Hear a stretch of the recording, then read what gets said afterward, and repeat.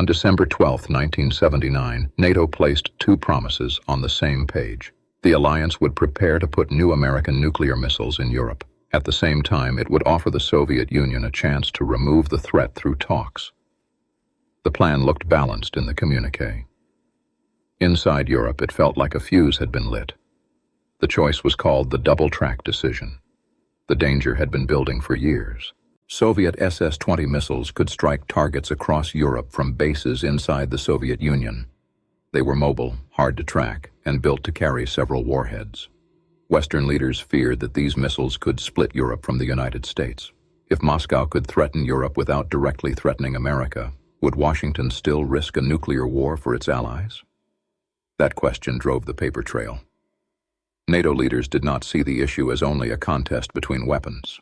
They saw a test of trust. West Germany stood in the path of the crisis. Its cities and people would face the first danger if war came. Its leaders also feared that the United States might one day choose safety at home over promises made across the Atlantic. The National Security Council records show the hard logic behind the American position. New missiles were meant to answer the SS-20 threat, but they were also meant to strengthen the Western hand at the negotiating table.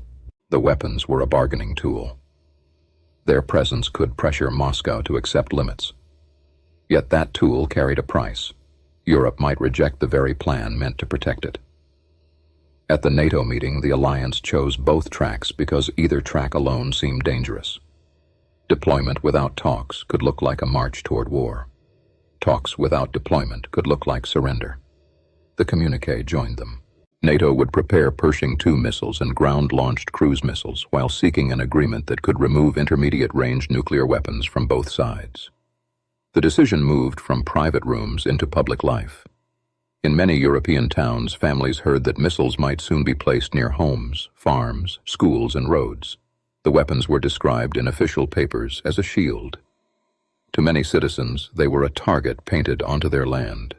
The language of deterrence met the fear of ordinary people who had lived through one world war or two. In West Germany, the argument became especially sharp. The country was protected by NATO, but it was also the place most exposed to a clash between the superpowers. Its leaders had to weigh alliance unity against public anger. A promise of defense could sound like a promise that German soil would absorb the first blow.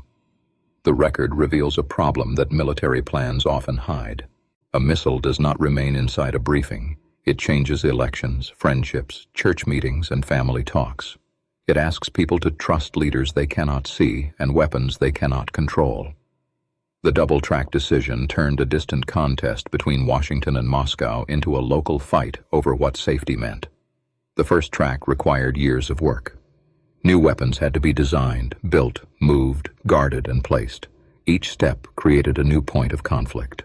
A government could support NATO in private, then face large protests at home. An ally could approve the alliance plan, then fear the cost of carrying it out. The second track was less visible but just as important. Negotiators had to find out whether the Soviet Union would trade its SS-20 force for the removal of American systems. The talks were not a simple peace offer. They rested on pressure. NATO hoped that the threat of deployment would make an agreement more likely. Moscow saw the plan as a direct challenge. That was the central gamble. The missiles were not only weapons aimed at Soviet targets, they were signals aimed at leaders. Their meaning depended on what happened next. If talks succeeded, the systems might never fully define Europe. If talks failed, the alliance would face a choice between carrying out its threat and losing credibility. The gamble soon entered the Euro-missile crisis. Across Europe, protest groups grew. Crowds gathered against nuclear deployment. Churches, students, workers, and political parties joined the debate. The movement did not speak with one voice, but its message was clear. Security built on nuclear danger could not be accepted without question. For NATO governments, the protests were not a small side issue. They threatened the political base of the decision. Leaders had to keep public support while insisting that delay could weaken the alliance. Every new demonstration tested whether elected governments could carry out a military plan that many citizens believed made war more likely. The Soviet Union also used the crisis. Moscow condemned the planned American missiles and presented itself as the side resisting escalation. Yet the SS-20 deployment had already changed the balance that Western leaders feared. The conflict was not a simple tale of one side seeking peace and the other seeking war. Each government placed its own actions inside a story of defense. As the 1980s opened, the pressure grew. Talks did not quickly produce the result NATO wanted. The missiles became symbols of a wider struggle over power, fear, and control. In Europe, the crisis exposed a painful truth. The alliance needed to show strength, but every display of strength could weaken the public trust that made the alliance possible. The United States and its allies continued the plan. In 1983, NATO began deploying the new systems in Europe. The decision had survived protests and political strain, but survival was not the same as success.